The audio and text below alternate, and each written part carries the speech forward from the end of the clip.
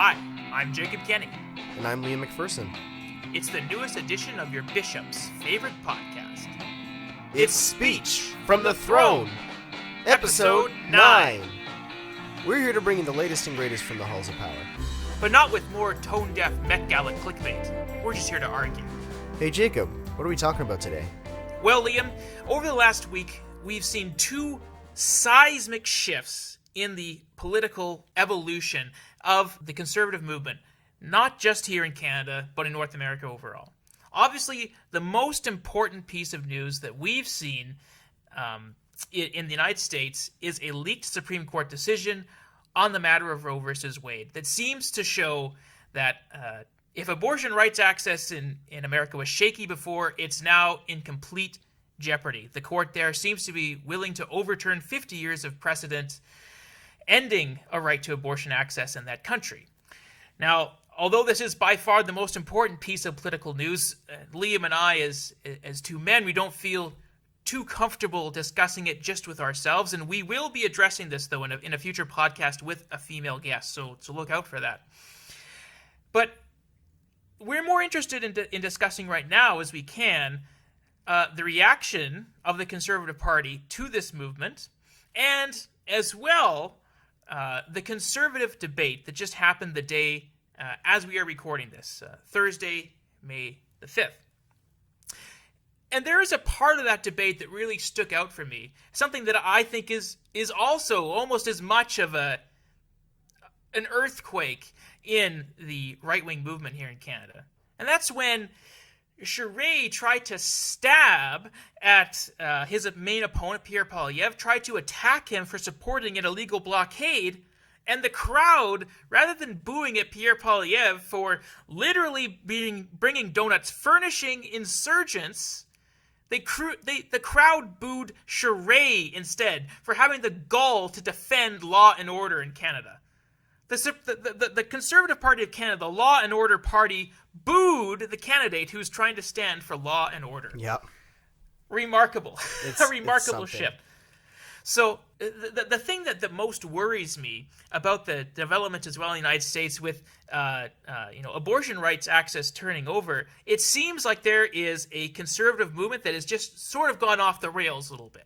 They're no longer being held to their own decency as they used to before.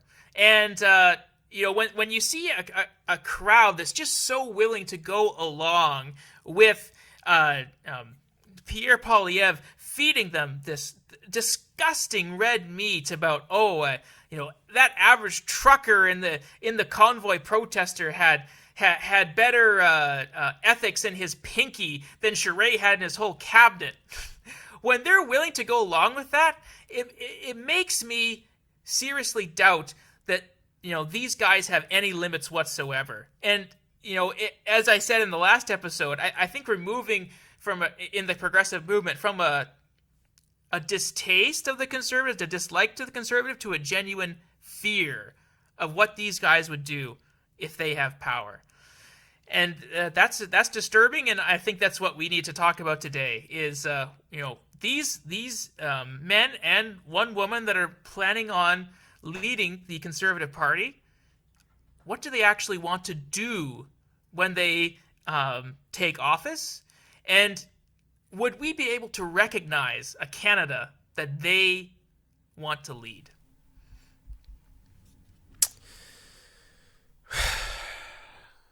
Would we be able to recognize it? No, frankly. And, I'd like to open my take on your take with a bit from the 1976 movie, The Enforcer. It's a Dirty Harry movie starring Clint Eastwood. And there's a scene where the police department that Harry Callahan works for has arrested a suspect. They know the suspect didn't do the crime and that the killer is probably still at large, or they don't really believe that the killer is still at large. And Dirty Harry tells them, no, the suspect you arrested, I made a deal with this guy. He was going to help me find the killer. You guys are being idiots. And they're about to have a press conference and, tell the media how great they are and stuff. and Dirty Harry says, Captain, if you want to jerk all these people off, you can, but don't do it with me. And he storms off. And Captain McKay calls after him and he says, "That's it, Callahan. You just got yourself a 60-day suspension." And he's like, "Make it 90. 180. Give me your star." So he takes his badge. "That's a 7-point suppository, Captain." "What did you say?" "I said stick it in your ass." And then the mayor's like, "Well, guess I'm just going to go down and jerk these people off." And then he walks down the steps to the press conference. And the reason I bring that up is Pierre Poilievre went out tonight and jerked those people off. And I know that that's, okay, lewd reference, but that's what he did. He went out there, as Jacob was saying, with beef jerky in his hands. You want convoy stuff? You want me defending the truckers? Yeah. Here you go. There goes a pepperette into the crowd. And then he says, "Oh, you want me to mention Huawei?" Okay, throws another pepperette in the crowd. And, I hate to say it, but he's doing exactly what that audience wants, and I'm not sure to what extent that represents the conservative base, but I have a pretty good feeling that it does, based on the popularity Poilievre has in the conservative race right now. He is by far, by tens of percent, dozens and dozens of percent ahead of his opponents right now. I think he's 30 points ahead or something right now. I'd have to check. But last I saw, he was polling 41%, and everybody else is kind of languishing way below that. And so he's leading, and so he was hitting all the buttons, all the feel good buttons that the crowd loves. Any association with China is a hard negative. Charest worked for Huawei through his law firm McCarthy Tétrault, and he worked with China thereby. And Poilievre brings up Huawei. Everybody loves that. Jean Chrétien, Jesus Christ. Jean Charest brings up the fact that the convoy was illegal. It was an illegal blockade. And Pierre Poilievre went on TV in February 2020 and said a very similar thing on CBC's Power and Politics, talking about not that blockade, but the indigenous blockade, the Wet'suwet'en solidarity protests. And Jean Charest said, "This is an illegal blockade. You are advocating for something that is illegal." And the crowd, as Jacob says, boos him for bringing that up. They want to be the law and order party, but it seems like there isn't a place for somebody who, it's one thing that he worked for Huawei. That's definitely a blemish on his record for sure. But, he's a more more socially liberal-minded guy than a lot of the guys in that party. And he has a record of fiscal conservatism for the most part. It's more so that he's more socially liberal and would have a serious climate policy, and that is threatening to them. He doesn't. So Poilievre is very quick to frame him as not of their ilk, not a conservative, even though he was for decades, and he was a rising star in the Mulroney cabinet. But that was a long time ago. So he's viewed as a sort of a holdover from a bygone era almost, an anachronism. And so then you've got Leslyn Lewis on the right flank of Poilievre, and we forget, a lot of people are focused on, here's Poilievre, whipping the living poop out of Jean Charest and punching the pulp out of Patrick Brown when he's not there, as did everybody else, but you get the point. There are similar sides of the party. And then on the right flank, you forget that Poilievre now has to worry about not only Max Bernier. He recently said that he wants Maxime Bernier of the People's Party, listeners, to explain why he is mentioned on the World Economic Forum website, and why he took a 2008 trip to the Davos summit, and trying to attack Max Bernier from the right. Exactly. Going further right than the far right. And then so not only Max Bernier, but also Leslyn Lewis was saw an opportunity and was like, "Okay, I see the game you're playing. You're trying to have it both ways here. You will not even say you're pro-life, buddy." And then, of course, that's a good line for people who are more socially conservative. They all go, "What?" And so, and then so Poilievre was on the defensive there, briefly. And the only one, it was very notable, the only one who could put him on the defensive was Leslyn Lewis, and she is pro-life, and she claims that, we're not going to we're not going to, totally restrict abortion access. That's ridiculous. But then, gets into a number of types of abortions that are wrong, and most of her points have no standing in sensibility. And everybody knows that women have a right, a Section 7 right to abortion, but the court doesn't see it that way. So currently, abortion is very vulnerable. The thing is, with R.V. Morgentaler, there was no mention in R.V. Morgentaler, the law that allowed for abortion access in Canada, there's no mention in there that it was a Section 7 right for a woman to get an abortion. That wasn't how the law actually came down. That said, there's been a lot of jurisprudence, decades of jurisprudence in this country. Like if there was a law put in place to protect abortion rights, let's say, and it was challenged in court and it got in front of a judge, there's a lot of jurisprudence that would support the fact that women do have a Section 7 right to abortion. There's that would likely be the result. It would enshrine it as a right. Legalizing abortion would be contrary to their Section 7 rights. Other way around. No. I'm saying I'm saying that no. There's a lot of jurisprudence in Canada that that backs up the fact that abortion, like that access to abortion is a Section 7 right, and that currently hasn't been enshrined. It's just the reason I'm saying there's jurisprudence that would support that is because the subsequent legal challenges on abortion have rested quite heavily on Section 7. Yeah. So it's very likely that if a law, like if a law supporting abortion rights, like trying to protect abortion rights, was passed by Parliament, and then say a social conservative challenged it in court, today, right now, the court would probably say, no, women do have a Section 7 right to this. I think that's what would happen. However, the danger is, if a guy like Poilievre, who is worried about not only his left but his right flank, decides to dance with somebody who is pro-life like Leslie Lewis, it could be an extremely dangerous outcome for the country. As we've seen, the Republicans will stop at nothing in the U.S. to pack the court with all of their cronies who are going to dismantle the freedoms and rights of marginalized people and of just normal everyday Americans, frankly. And I know you're already going to say, listeners, that we're not America, we're great, we're Canada, blah, blah, blah. And yeah, sure, we're not America, you're right. But it's just as vulnerable because, like Roe versus Wade in the U.S., we only have R.V. Morgentaler, and that makes it vulnerable. And it also makes it vulnerable when you have conservative politicians that get into power. This is a tired liberal government. A lot of people go from red to blue.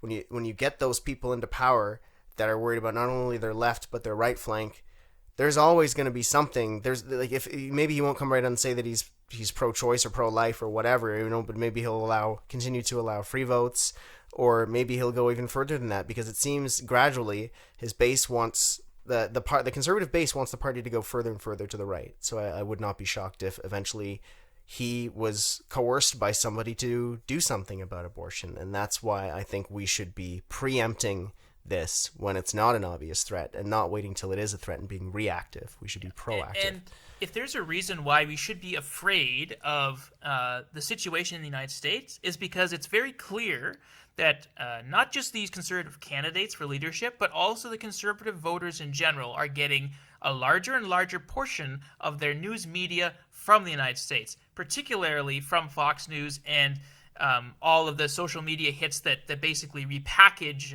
Fox News clips on Facebook. And if you want to hear evidence of that, all you need to see is the way that Roman Bauber talked about the CBC. He said it is the equivalent of Pravda. Now Pravda was the official mouthpiece of the Communist Party in the Soviet Union, or even before the Soviet Union began. Pravda was the mouthpiece of the old Bolsheviks during the Russian Revolution. So that is like literally a propaganda outfit. He's essentially accusing the CBC of publishing liberal propaganda, which, if the CBC was publishing liberal propaganda, I think myself as a liberal would find it much more enjoyable to be reading the CBC than I currently do.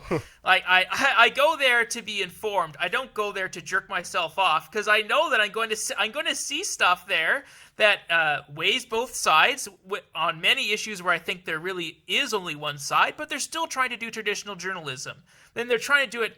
It's very difficult to be a national broadcaster in such a polarized world. They're dangling on a knife's edge all the time. But dear God, CBC is not trying to undergo some left-wing transformation of this country. Like, very far from it.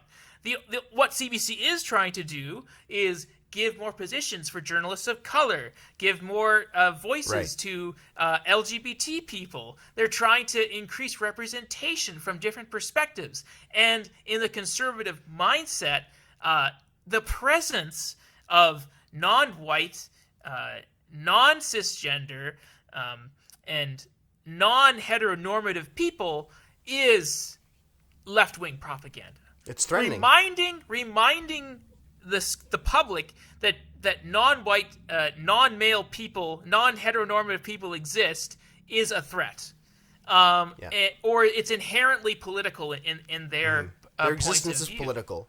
Yeah, exactly. The existence of trans people is political to conservatives, for example. And so this is sort of the problem, is that even if you even if conservatives are not fully are not fully bought into all the conspiracy theories that are floating around in their in the right wing, because they're no longer consuming mainstream media, because they're demonizing mainstream media, they can fall farther and farther down the rabbit hole. And this is sort of where we need to start pulling them back in. I truly have no idea how to do this. Like, I'm actually getting a little bit disturbed.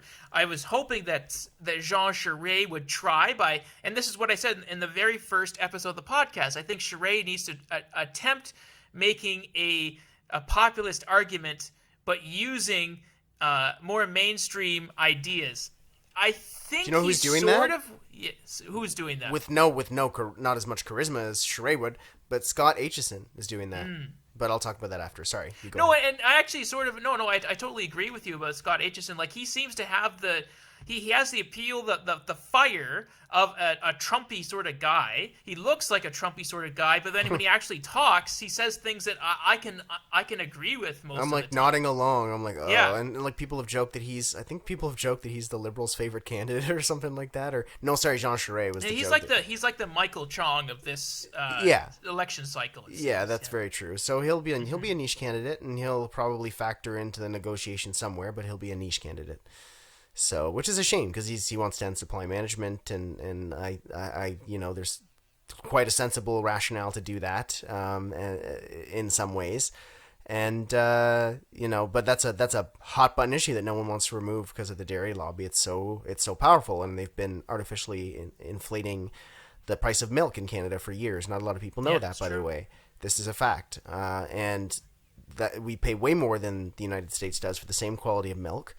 There's a lack of competition, I would say. Like, yeah, sure, there's different brands out there, but it's all the dairy farmers of Canada. Like, it's all that's what supply management is. There's an artificial requirement all the time for milk and then it artificially regulates the supply of the product, and then you pay a premium. And that's why you need to get organized and vote in a group, voters, because when you're like dairy farmers, when you organize, when you're a collective that's very well regionally concentrated, you can literally milk the system for all it's worth, pun intended. That is. And listen, I'm not mocking what dairy farmers do, but I mean, like, the costs are getting passed on onto the consumer. It's absolutely, it's horrible for everyone else, but oh my God, those guys make bank. So, like, I have an issue with that, and I think a lot of conservative-minded people do. I'm not a conservative-minded guy, but I think there are fiscally conservative people that would look and go, well, that's a subsidy, normally. And the only one that I think has the balls to say it, I think in part because he's not really a factor, is Scott Aitchison. Yeah. And he's been saying other sensible things. He was on stage saying, please won't someone think of the children? Why are mommy and daddy fighting? Because he knows to the base loves it, but he knows those clips will play on some news programs, and people are going to be like, what the fuck is this? Like, he knows how that this turns off a lot of the voters in Ontario that the Conservatives need to win. Mm-hmm. And again, I'm not saying that Poilievre can't woo them, because he's proven to be quite effective at focusing on ideas that test well with large swaths of the population. I think that's key. For him. I'm not saying he couldn't win, but he doesn't do himself any favors when clips like that of him play, like, that are so red meat. I don't think he does himself any favors. Like, a lot of that is going to be fodder. There's going to be so much fodder for Liberal campaign ads down the road. No, I think that the Conservative strategy is purely a base play at this point, and I think that Pierre Poilievre probably doesn't feel much fear that the Liberals are going to be taking what he is saying to his base and broadcasting it to the rest of the population.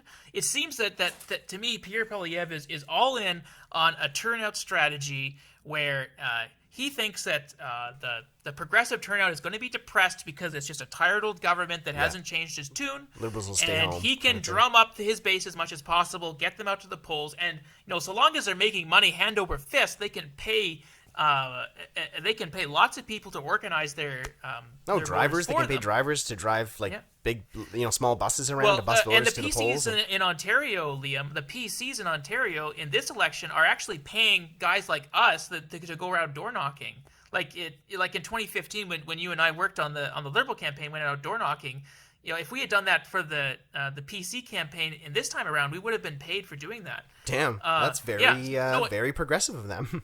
I know, exactly. But what it is smart of them. It allows them to mobilize their resources much more efficiently. It just increases the numbers of door knockers. It makes them more professionalized. Yeah. It essentially...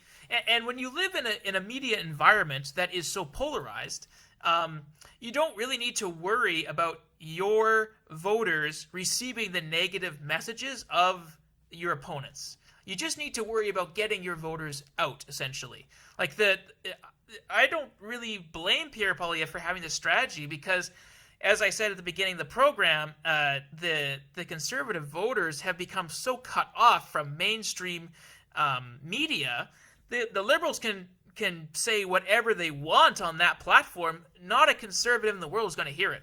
They're not listening to a word that comes out of Trudeau's mouth, and they're certainly not getting the ads that the Liberals are putting out.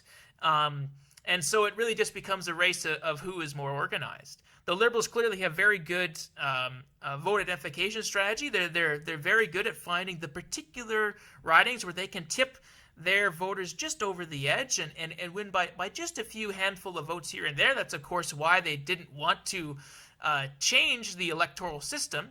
But everyone agrees the Conservatives are much better at raising money and much better at organizing their volunteers and getting out mass votes. And we can see that they absolutely capture huge sections of the vote in Alberta, Saskatchewan, their bases, wasted votes. But if that blue wave moves a little bit farther to the east, the Liberals are in huge trouble, and their patchwork strategy of picking up ridings here and there is going to get crushed, absolutely crushed by a blue wave. Once their voting coalition fails, yes, absolutely, yeah. Once their voting coalition fails, absolutely. And I mean, I want to touch on one thing you said. I think that yes, the Conservatives have always had a larger, mostly for most of Trudeau's tenure, have had a larger war chest. There were occasional times where the Liberals would take the lead, but mostly the Conservatives have dominated fundraising. The Conservatives' issue actually is getting out the vote, traditionally. I know the PCs have a good game now in Ontario. Hopefully the Conservatives try to replicate that federally if they want any chance, because actually the big threat is the Liberals get out the vote machine. And they have, as of now, a dependable voter coalition. I think that will eventually disintegrate, so they can't rely on that forever. But in the past few elections, they've known they've had a dependable voter coalition based on data, and then they mobilize volunteers on that basis. But I think you're right that they'd have better motivation and professionalism if they paid them, and it'd be more progressive of them to pay them for their time and all of that stuff. And so there's pros and cons to it. But the Liberals get out the vote machine is actually quite devastating, and the Conservatives are catching up. It's finally getting close again, but the Conservatives took quite a while to get even competitive because they were still doing phone calls and stuff. They had no digital infrastructure. They did, but it wasn't on the level that the Liberals were at. They weren't working with data tranches like the Liberals are working with. And so the Conservatives, there's a lot the Tories have to improve, honestly, but what I do agree with that you said is that the Conservatives have a dependable voter base. They always get a solid 30%, in large part due to the West, the overwhelming blue support in the West of Canada. And I think the ideal Conservative government for most of the candidates that are running is as Western based as it could possibly be, and then they're hoping they can scrape enough seats In Conservative Ontario, I think Poilievre is hoping he can scrape enough seats in Conservative and centrist Ontario that he can cobble together a coalition of some sort, like not literally a coalition, but like a voting coalition. And I think not that they want to be purely based in the West. Like obviously they want to get the GTA back. They know that you need to win an election in the GTA. But I honestly do question, like, how much they think that the current strategies that they're employing tonight on stage, that they did employ rather, how that's going to fly with voters in the GTA that aren't red meat voters, that maybe they're like waffling between the Liberals and Conservatives, and they see the stuff that we talk about tonight and they roll their eyes, or maybe they don't see it at all. Who knows? It depends where they get their news from. But the reality is Conservative voters skew more male and increasingly more male and increasingly older. And so older guys tend to watch the news. Younger guys tend to watch Jordan Peterson on Facebook. And so both are going to mention the Conservatives somehow, somewhere. There's going to be some linkage, but the perceptions will be very different. Like Poilievre has been very good at reaching a lot of the Jordan Peterson bros who like normally may not have thought about the Conservative Party seriously, and like, or maybe didn't even vote, and like now they're going to vote for him. And so he's trying to add those people to his coalition. And he's also trying to dance with some of Maxime Bernier's people by sounding the alarm about World Economic Forum, even though he knows in his heart of hearts that they're not a threat to really anybody at all. I mean, what they do is that maybe they host a few billionaires that, like probably or more, they had Jeff Bezos there a few times, and like he's pretty reprehensible, but the qualms that the conspiracy theorists have with the WEF is just, it's crazy. And so Poilievre is also winking at that. So with that, and kind of appealing to the Jordan Peterson anti-cancel culture people, I don't know how some centrist people in Ontario are going to look to that. I'm not going to say that it won't happen, because again, a lot of people thought Harper wouldn't win, and he won a majority eventually, and he won 3 elections. But I don't know. I just have my doubts about how anybody but maybe Charest, Brown, or Aitchison would be able to actually like have a shot at assembling a good governing coalition. What are your thoughts on that? Yeah, well, I think the important thing to always note is that we are living in a political culture where a huge number of people are not particularly active or interested in the mainstream conversation. In fact, a lot of this is actually a product of increasing polarization. The more extreme left and right voices have begun, the more the people in the middle are turning off and tuning out.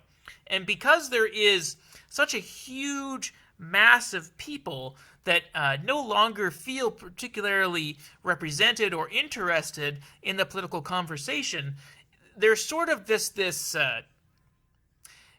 black hole that can at any time suck the political conversation into a completely new dimension. And the most obvious iteration of this was with Donald Trump's sudden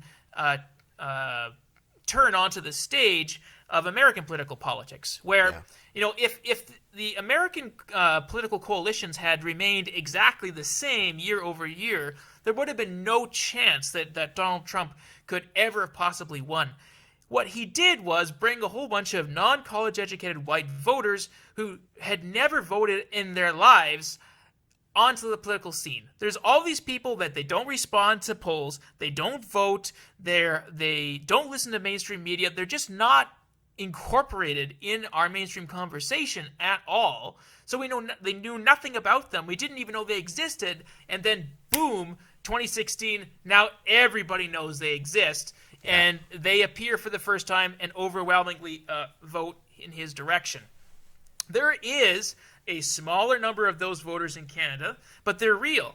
And and in Canada, in fact, because we are a more racially diverse country, I think probably it wouldn't end up being a white non-college educated section. I think a lot of the people that particularly Brown is trying to bring in, first and second generation Canadians, I have a strong feeling there's probably a lot of people in that demographic as well that are traditionally turned off by politics or not particularly involved in the political conversation that can be roped in. And the Conservatives have been trying to do that for a long, long time. And there's good reason to do that, like immigrant communities, particularly if we're talking about South Asian immigrant or Chinese immigrants, they're much more socially conservative than the nation as a whole. And even though they're Mostly, on average, yeah. Oh yeah, on average, and they're a lot of them end up voting for the Liberals, but it's a very uncomfortable a voting coalition for them. The Liberals do not really share a lot of the values, particularly if you're thinking of Chinese immigrants, where they end up being people that are like fleeing communism and they want to be more pro-business. And really, really anti-drug. Like there's definitely. But also we know that's a segment of the population that traditionally doesn't vote as often as white people in Canada. So if you're talking about a vote-rich segments of the population that we just don't know very much about, there are lots of different communities that a non-racist person in the Conservative Party that wants to reach out to different people and is willing to have those conversations, they will find those people. And if they can find a message that can bring those people in, that can keep the angry white voters, they have a shot at a huge majority government that we just can't possibly imagine right now. Like when you only have 60% of the population regularly voting in elections, that means there's 40% out there to take, and there's 40% we just don't know very much about. That's the thing that scares me. That there's new people that could be potentially brought in, and that could just completely shift the political conversation in Canada. And yeah. I think Stephen Harper, I don't want to say we were lucky to have Stephen Harper as Prime Minister. That's not what I'm saying. We were lucky in the sense that Stephen Harper was very, very careful in that he ruled his caucus with an iron fist, and he told the social conservatives, I don't want to hear a peep out of you. You can put forward your little private members' bills. No one gives a shit, but I don't want to hear a peep. You know, he was like hardcore from the beginning, and like he would, put forward whatever issues you want. We'll have a free vote on most matters of conscience. But come on, like, you're sabotaging us here. Because in the 2004 campaign, I think someone made a dumb comment. I can't remember what it was. There was a 2004 candidate that made a dumb comment, and it hurt Stephen Harper in the polls, and so he learned his lesson. But I mean, like, so we didn't see, what I'm trying to say is we didn't see a widespread, like, people panicked, right? They wrote books like The Blue Shift or whatever. Like, there was John Ibbitson's book, and Paul Wells' book, The Longer I'm Prime Minister, and, about Stephen Harper. And I think eventually he would have gotten more right-wing. Like, he showed signs of that in his last mandate, particularly in the final election he fought. And I think he would have eventually moved with that trend. But he knew, even in 2006, which was a less progressive time than now is, he knew even then that he had to be so damn careful. And I think there are two ways. There are two ways that Poilievre or anyone who doesn't want to behave like a Charest or a Brown can pull this off. One of the ways is doing what Leslie Lewis, Poilievre, and Brown are trying to do in different ways. Recruit demographics, slices of the population that don't generally vote as much, or maybe at all, depending on the slice. Like Pierre Poilievre's piece is the some of the Bernier folks, but more so the Jordan Peterson bros. And Leslie Lewis is going to more conservative churches and recruiting members there. And Brown is doing outreach with some of the more diverse communities in Canada. And so it's three different strategies, and so like that's one way that you can kind of do, and that paid off for the Conservatives in 2011 and to some extent in 2015. Jason Kenney was good at that, actually, and that was one of his skills at the time when he was a minister under the Harper government. And so that's one way you can pull it off. The second way you can pull it off is Liberals stay home, and the vote just completely collapses because Trudeau tries to run again and nobody wants to hear from him open his mouth. Or it's a new Liberal leader that isn't compelling enough, so maybe 25% kind of vote for the Liberals, and then a bunch go to Jugmeat, and they're like, nah, I'd rather vote for Jugmeat or whoever's there then, because it's in 3 years, God knows what's going to happen. And whoever the Tory leader is could just win purely by kind of a war of attrition, where they just kind of squeak over the line at the end. but these are not implausible scenarios, like they don't necessarily need a lot of the GTA. They need maybe like 3/4 of the GTA or some, or maybe even like 2/3 of the GTA. Then they need to keep their strength in the West, pick up in BC a bit, maybe in interior BC, really just maintain what they have.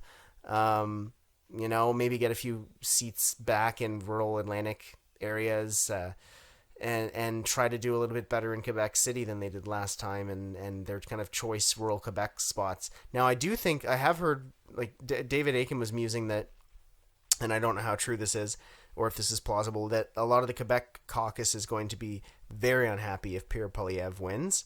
And the current Quebec caucus. It doesn't mean that Poilievre couldn't recruit people in Quebec that support him. 12 people are angry. But I don't want to say 12 people are angry. Like 12 people on their own doesn't do much. It doesn't seem significant on its face. But what I'm saying is a lot of that includes a lot of the people who did the outreach work for previous conservative leaders that would be unhappy. And so I think what I'm saying is that would affect their ground game in Quebec. Like they worked really hard on getting the gains they do in rural Quebec that they pulled off in rural Quebec, and they succeeded to some extent to pull a few seats here and there, and it could help them on a path to victory. But they will lose that if Poilievre doesn't find a replacement. I think, like a suitable replacement. I think that would at least put their ground game in Quebec up in question. I know that they don't rely on Quebec, but I know that making an impression on Quebec is important to them to some extent. It was a key piece of CPC strategy since 2006, really, but it paid off really well in 2015. I don't know. So. I think the Quebec thing, it strikes me a little bit of like the Republicans in the United States, that every election they say, we need to reach out to Latino voters, we need to reach out to non-white voters, and every election after that they always go back, they double down on white people only, and sometimes it works for them. Like the Conservatives known for a long time that they don't do well in Quebec. They never really work really hard on finding people that can even bother to speak French very well. I mean, Pierre Poilievre is probably the biggest exception they've had for a long time. But they had a few successes with star candidates. They had Richard Martel in Chicoutimi, I should say Richard Martel in Chicoutimi, and he was a famous like hockey coach that the area knew, and he was well respected, obviously fluently French. And so they had him, and they had who else did they get? Sylvie, she's an ex-Olympian, Sylvie Boucher. Can't remember. Yeah. No, I know. But you know who I'm talking about. So they've managed to get better at recruiting star candidates in certain areas. But I'm not saying they'll ever do well in Montreal. Don't think for a second I'm saying that Montreal cares about them. And they don't deserve to do well in Montreal. They don't bother. They don't deserve to do well in any city center. I don't know who votes for them in these. But what's interesting, Jacob, is I think that. I mean, they play a tricky game, right? Because there's a lot of people in their base who really don't like Quebec. Yeah. Because they feel like Quebec's getting a better deal than them or whatever. And there's a lot of anti-Quebec feeling.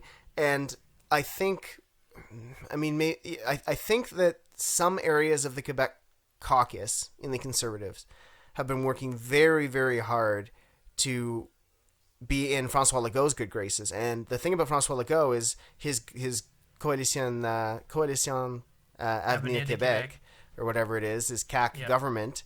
The CAQ government is doing well in Montreal, has done well in Montreal, and he's poised to, I think, perhaps exceed that result in the next election because he's so ridiculously popular right now. He will be the dominant party in Montreal, and I'm not saying that the Conservatives, that's likely the Conservatives will, but I think there's people in the party that are like CAQistes provincially who are part of the Conservative Party. In the caucus, and they're trying to build that relationship with François Legault. And I know François Legault said, go vote Conservative, and no one listened to him. Like, I'm not saying that everybody listens to what Papa Legault says. What I'm saying is that the Conservatives could connect with some of the people in the CAQ who know how to run a ground game in Montreal, who know how to get more of those seats. And I think that, not that guys like Poilievre even care about getting Montreal, but like, I feel like somebody like Jean Charest would run a really good ground game in parts of Montreal. I feel like Pierre Poilievre won't, and I'm not saying that matters. I'm not saying he needs Montreal on his path to victory. I'm just saying they've long had ambitions to do better in Quebec, and it seems like that's going to die with the next leader. No, but and I think the reason why the CAQ is going to do way better in Montreal and in Quebec in general than the Conservatives ever can be is that in order to actually get those voters in Quebec, I think you almost necessarily must lose voters in the West because you'd have to go more on green technology. You'd have to go more on your environmental messaging to get Quebec voters. The CAQ is willing to go there. That's the Achilles heel of the Conservatives. Be more willing to talk about abortion rights. Like it's not a surprise that when the Roe versus Wade is being discussed as being overturned, the Bloc Québécois was the first party to make hay of it in the Canadian Parliament. They tried to push forward a unanimous consent motion, and some anonymous, we're going to guess, Conservative MPs squashed that in Parliament. Basically, the Bloc Québécois tried to put forward a motion that would reaffirm the Canadian Parliament's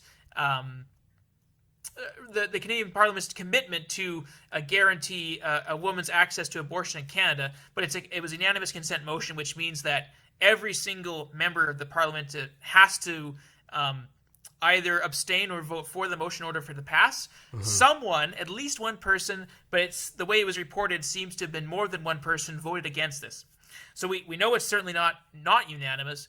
Now, why does the Bloc Québec want to do this? Because even in rural Quebec, people are so afraid of religious influence, of religious moral politics, that they do not want the encroachment of social conservative values in their lives. And abortion rights is probably the most prominent example of that happening.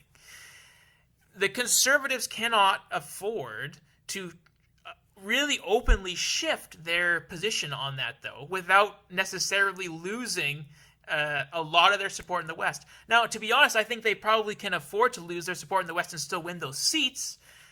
The problem is not really about losing seats in the West. I think they're more worried about losing money in the West, about losing donors in the West. That it's they don't. I don't think at this point they don't care about social conservative votes. Like, who else are the socially conservative people going to vote for? The campaign, like the Christian Heritage Party, like whatever. Like, it's not going to happen. Yeah, like, exactly. There's nobody to compete with Maxime Bernier, I guess, but he's only going to win at most a handful of seats. Of all the social conservatives shift to them in the West, but the SOCONs are willing to open up their pocketbook every time they're tossed red meat, and the Conservatives have gotten really, really good at that. In fact, they're addicted to that fast money machine of tweeting out some nasty thing about the Liberals, and they make a whole bunch of money back from the social conservatives. Fundraising. They can't change that, and as important as we continually talk about, Chantal Hébert, whenever she's on any podcast, she's like, what about Quebec? Remember Quebec? Like, I'm sorry, but Quebec has lots of seats. It does not have the money for the Conservative Party. Well, and I don't know if for raising. A second I was implying that Chantal Hébert would say that the Conservatives have a shot in hell in Quebec. No, that's not what I'm suggesting. Just but I know what you're suggesting. Annoyed that every time she brings it up, and I always roll my eyes because I think I don't think Quebec is very important to the Conservatives anymore. At least they're not willing to treat it as like it's important. Well, not they since saw Mulroney, in 2011 Harper could win a majority without basically any seats in Quebec. I think he only had 5 seats in Quebec.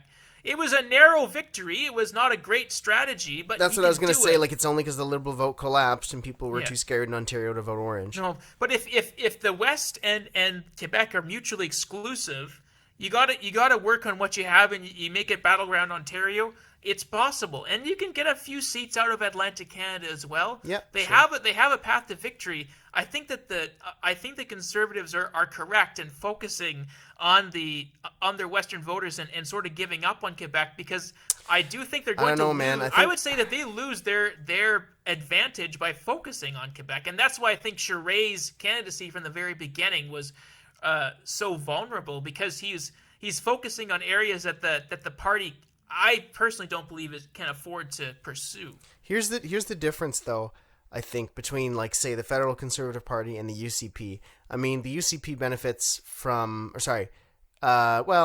No, sorry. The UCP takes a hit in the fact that they have to deal with separatist parties on their right flank, and they have to deal with the NDP.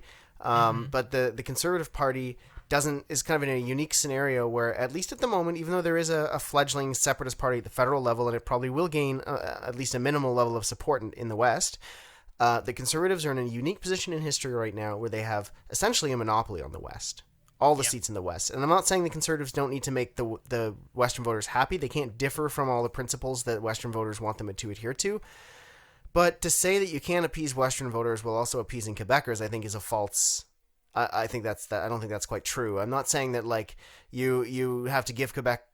I'm not saying that you have to give François Legault everything he wants and then turn around to Alberta and say, don't worry, I love you too, sweetie. Like, I'm not saying that kind of approach. I'm just saying there's probably things that you could accomplish for Quebec that would win you good graces in Quebec without giving François Legault everything he wants. I think it's pretty easy for you to kind of there's ways you could thread the needle. So you could go, okay, Quebec, here's some promises of yours I'm going to meet, but also I'm going to adjust the equalization formula so Alberta stops getting dicked. They should be keeping more of their wealth. They contribute a lot. Like maybe you could do that. Like, you know what I'm saying? Like like Alberta voters would go, oh, and like maybe there'd be a little cheese that Quebec is getting funding for a shipyard or whatever the hell it is.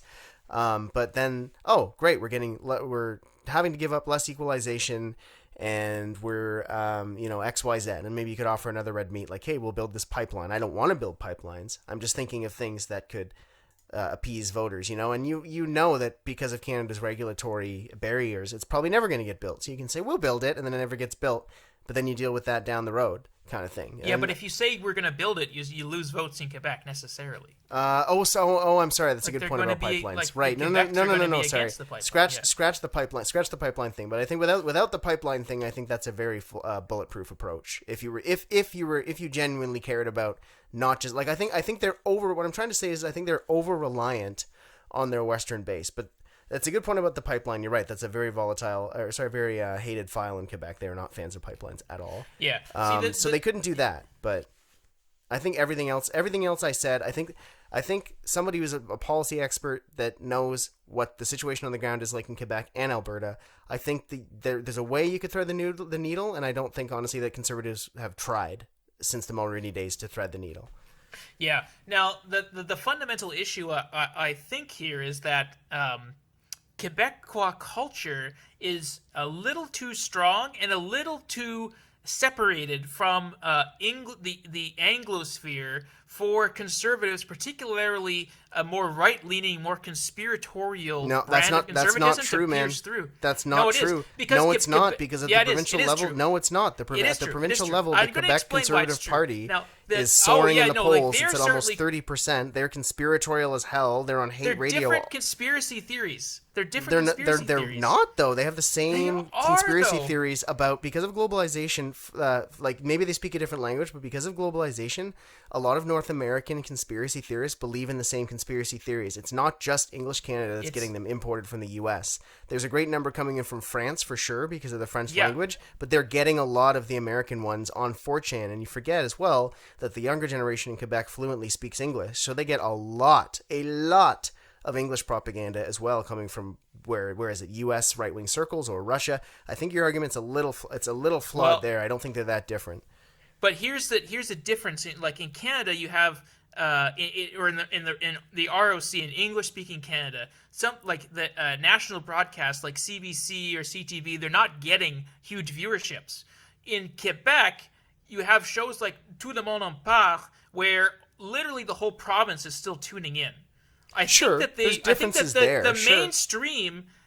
the mainstream media is still a thing you can talk about in Quebec that isn't as differentiated, and the American media hasn't penetrated the right wing as aggressively as it is in the rest of Canada. Now, but I'm not talking about mainstream media. I take your point about the Quebec Conservative Party. I mean, I think in the end that Eric Duhem could end up being a non-story. Like he's polling at many. He's polling well now. He won't win. He still failed in the by-election that he tried to do a breakthrough in Montreal, and that's because he picked Montreal. Yeah. That's obvious. But I do think that the Quebec obsession with making their culture a fortress does protect them a little bit from this type of conservative party. With regards to the arts, I do yes. think that they are both. I do think that both the Conservative Party and the Quebecois populace, maybe more generally, are very susceptible to racist conspiracy theories, particularly white replacement conspiracy theories, which is widely shared across North America. You have to phrase it differently. Oh yeah, but I think the thing is that they phrase it differently. Like, you wouldn't say white people are being bred out of existence in French. You would say exactly. You'd say Quebecois de souche. But it's and the that's sort of same required. thing. It means the same thing. But it's the same thing. You and I can understand it means the same thing. But a conservative person actually needs to, one, speak French, and then two, actually consume Quebecois media to understand it's the same thing and make the arguments. Now, I do think that because they're so centered on the West, there's probably a lot of people in the Conservative Party that just aren't aware that is where the conversation is going and aren't willing to make that argument. If they do want to do that, they can invest and they can work that up. I just haven't seen the evidence that anyone in this lineup of 6 people are doing that. Like, I've listened to Pierre Poilievre's speeches in Quebec, and it just doesn't seem like that's where he's going at all. I'm certainly not saying that any of the 6 are doing it on stage right now. I'm saying if they wanted to. That's what I've been saying. And there are a number of things in your argument that are still, like, you're just not quite on the money there. Like, you're absolutely right about culture, and you're absolutely right that far more Quebecers turn into something like Tout le monde en parle, and then would tune into the national in Canada. I mean, there's still, definitely, like, numbers by numbers, I'm sure tens of millions of Canadians still tune into the national at times. No, that's at times, yeah. At times, not all the time, but at times. But like, you're absolutely right that the arts is way bigger in Quebec. Like, I would not dispute that. What I'm disputing is that you're saying that American mainstream media hasn't penetrated Quebec. You're correct. That's not wrong. But what I'm saying is it's not mainstream media that, particularly the Jordan Peterson type crowd in Quebec. I mean, it wouldn't be Jordan Peterson there, but like that kind of crowd in Quebec, the ones who are fighting to be able to say the N-word in an academic setting, for example, the ones who are arguing against the wokeists, they're cut from the same cloth, even if they might not necessarily be aware of each other. And particularly with young Quebecers, also conservative skewing Quebecers, they do speak English, even though they're very, very nationalist. They do speak English for the most part. And they have access to not American mainstream media, but American imported conspiracy theories on internet forums, if they're playing Xbox Live, if they're on internet forums, on Reddit, on 4chan, wherever they are. They speak English well enough to be able to understand the gist of those conspiracy theories, the core of those conspiracy theories. And maybe you're right. Like, maybe they're part of the CAC are a bunch of like 40, 50-year-olds that are likely, not all of them will. There's a bunch of them that will vote CAC. Provincially, liberal, federally, and not ever give a shit about the conservatives. But it's the younger successors, like, that are supporting the CAC right now, the ones who are in academia right now. Though that younger generation is like what Poilievre is attempting to poach. I think if he tried, he could also poach them in Quebec. And you're right, a pipeline would not be a way to as part of that strategy. But I think you're right. He speaks good enough French to do it. He speaks pretty good French, although not like authentically. Like, he's an Anglophone, believe it or not, even though his name is French. But he speaks it pretty well.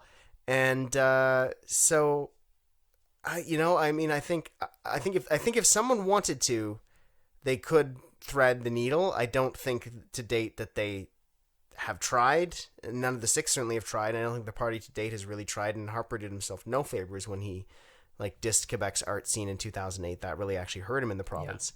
Yeah. But just because Harper dissed the arts once, like, the Conservatives could move on from that. They choose not to. I think they're too dependent on the West, and I think it's becoming very clear that they're appealing to their base and doing what their base wants to hear, and then they're going to try to thread the needle in the general. And I'm sure he'll try to moderate himself somewhat, but he'll have a challenge. And if it's not Justin Trudeau, I think he will have a challenge. Well, you say things like CBC is the greatest evil on earth. Well, Quebecers still like Radio Canada a great deal. Like, it's not there. I think there are just a lot of mutually exclusive concerns.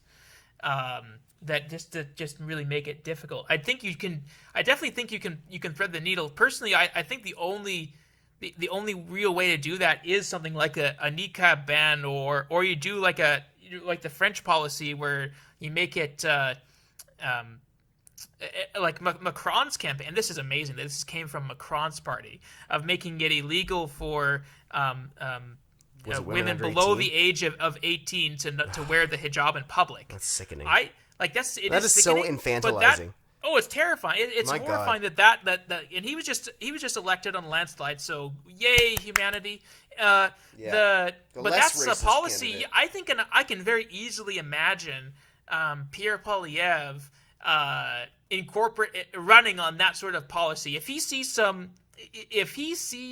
some polling that suggests that there would be a fair number of Canadians that would support it, or at least a fair number of Canadians who are on the fence about that, that's something you can use to thread the needle. I mean, people forget that the niqab ban was supported by over 80% of Canadians in 2015, and the reality was it wasn't high on anybody's priority list of things to get done, which is why it didn't really figure into the electoral calculus for most people. But it was a popular policy, sadly. Yeah. No, absolutely. But I don't know. So that is, yeah.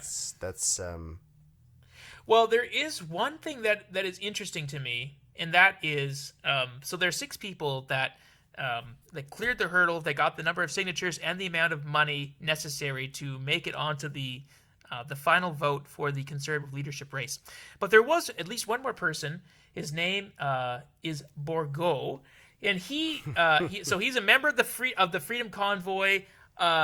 He's strongly endorsed by the Campaign Life Coalition because he's a huge anti-abortion activist, and he claims that he got enough money and signatures as well. But it seems that the leadership candidate nomination committee of the Conservative Party specifically barred him from running because he was so avowedly pro-life. Now, if this is true, and I read this first in the National Post, now I'm reading it picked up by CBC, so I guess this shows my liberal bias that I believe the CBC over the National Post. It does seem that actually is what happened.